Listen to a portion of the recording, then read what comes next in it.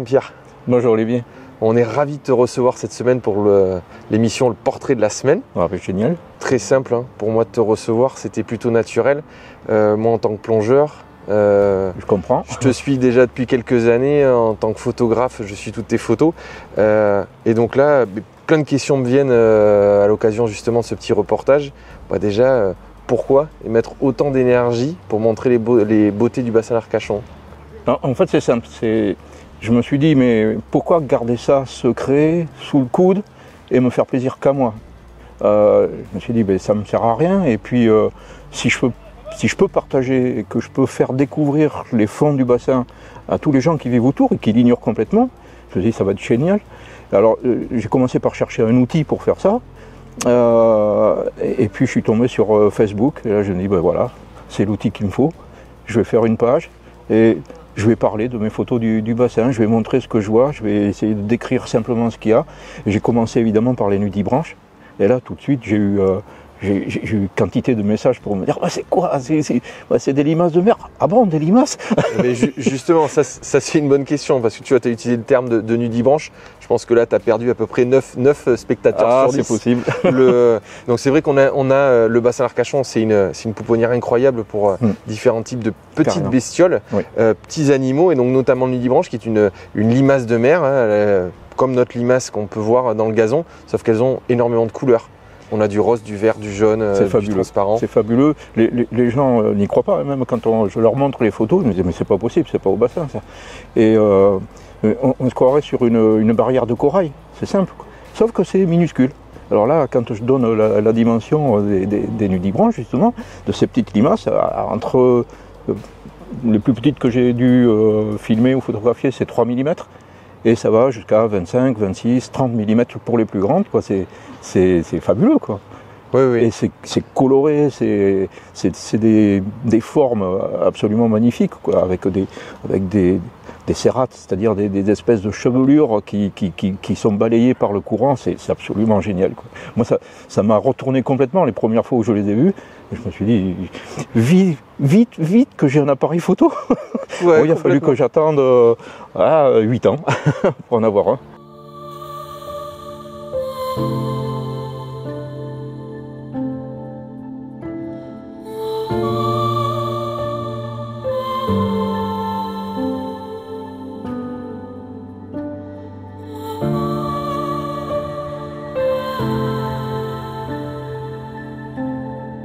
Oui, donc toi Jean-Pierre, donc tu plonges depuis les années 95, si je ne me trompe pas. Depuis 1995, effectivement. Et c'était pas du tout pour plonger au bassin d'Arcachon, c'est juste que j'avais prévu d'aller faire un petit voyage aux Antilles. Et je m'étais dit, quitte à y aller, autant que j'aille voir les poissons en même temps.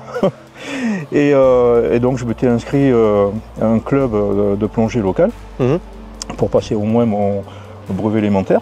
Ouais. Et puis j'ai continué jusqu'au deuxième niveau, pardon. Et puis là, je suis tombé sur un gars qui m'a proposé de l'accompagner pour faire des plongées de nuit.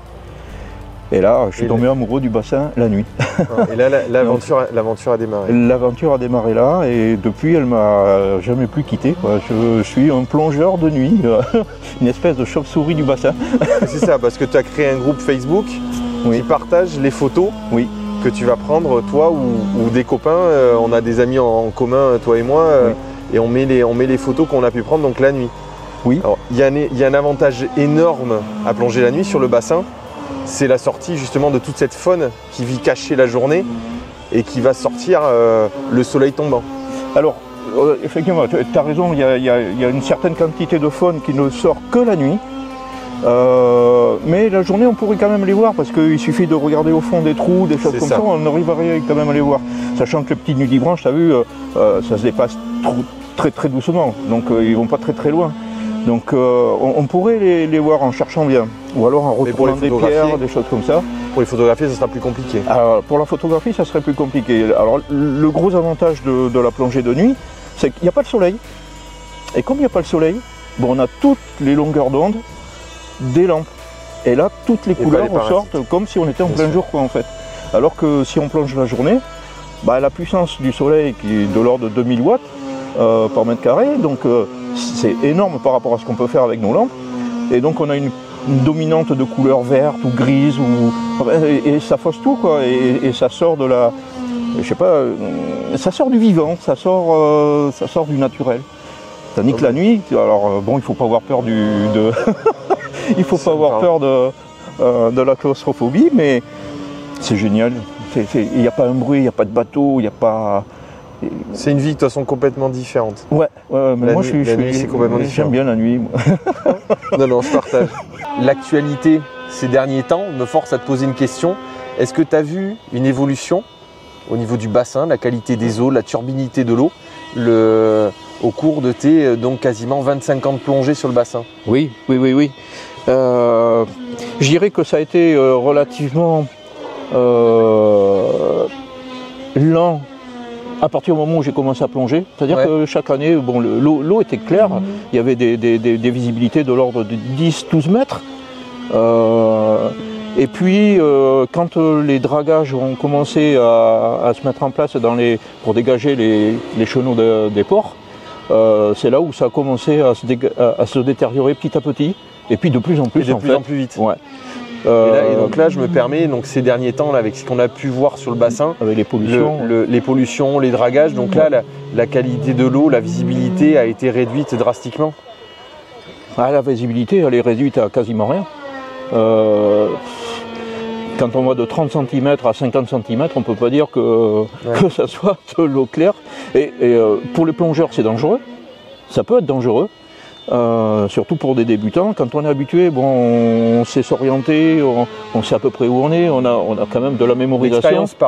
L'expérience parle. Ouais, l'expérience fait que tu te sens quand même plus en sécurité. Mais je me mets à la place d'un débutant, c'est dangereux. C'est plus dur qu'il y a 20 ans. Ouais. Et ensuite, côté pollution, moi je ne suis pas spécialiste de chimie ou de quoi que ce soit, quoi. Donc je ne saurais pas dire quelle est exactement la cause initiale de cette détérioration. Bon, j'ai parlé des dragages dans les ports. Il y a aussi le floconnage. Alors le floconnage, c'est quelque chose de compliqué, je ne sais pas si tu vois ce que c'est. Non, du tout. Non, alors le floconnage, c'est tu fais un apport d'eau douce. Ah oui, d'accord. Il y a un apport d'eau salée qui arrive par la marée, quoi. La cristallisation qui va se passer. Et voilà, et quand les eaux se mélangent en fonction de la température, de la pression et puis des quantités, ben, ça provoque une précipitation des terres, en fait, et ça forme des flocons, comme des flocons de neige. Et ça donne cette couleur marron qu'on peut voir par exemple au niveau de la Garonne. Voilà, c'est exactement ça. Et ça, on va dire que c'est plutôt un phénomène naturel. Oui, ça c'est un phénomène naturel. Avec la descente d'eau douce qui vient de l'air, avec les terrains qui pompent plus l'eau qu'elle pompait auparavant. C'est ça. Est-ce que c'est lié au fait qu'il y ait moins d'arbres pour retenir les eaux fluviales ? C'est difficile à dire parce que je ne crois pas qu'il y ait d'études sérieuses qui essaient de quantifier la chose. Je ne pense pas. Ce qui est sûr, c'est que cette situation, plus les dragages, plus les réensablages des plages, par exemple là il y a une dragasse, je crois, du côté d'Arcachon, ça pollue la limpidité de l'eau et je me demande comment les espèces locales finissent par s'en sortir quand même. Parce que c'est vraiment inquiétant. Je partage complètement, mais bon, on va dire que c'est une vaste question qui va nous prendre des heures. Ouais. Donc là, ça ne va pas être l'objet de notre petite rencontre d'aujourd'hui. Donc je te remercie beaucoup d'être venu à notre rencontre. Donc je rappelle qu'on peut te retrouver sur Facebook, Plongée de nuit. Voilà, Plongée de nuit. Alors c'est en plusieurs mots, Plongée de nuit. Voilà, en mots séparés. Donc on découvrira toutes tes photos et celles de tes amis. Voilà. Et puis je sais que tu es aussi écrivain, donc on peut retrouver aussi quelques-uns de tes livres qui n'ont rien à voir avec la plongée, mais qui sont également intéressants. Voilà, écoute, merci beaucoup. C'est une immersion dans les lettres cette fois-ci. Voilà, c'est ça. Oui, complètement. Et nous, on se retrouvera sous l'eau. Avec plaisir, j'espère bien. Ah, ok. Merci Olivier. De rien. Découvrez les groupes Facebook Ma Ville, des espaces communautaires pour échanger, s'informer, s'entraider. Rejoignez une communauté de plus de 400 000 membres sur la Côte d'Argent et partout en France. Les groupes Ma Ville, plus qu'un groupe, une communauté. Service proposé par Bimedia.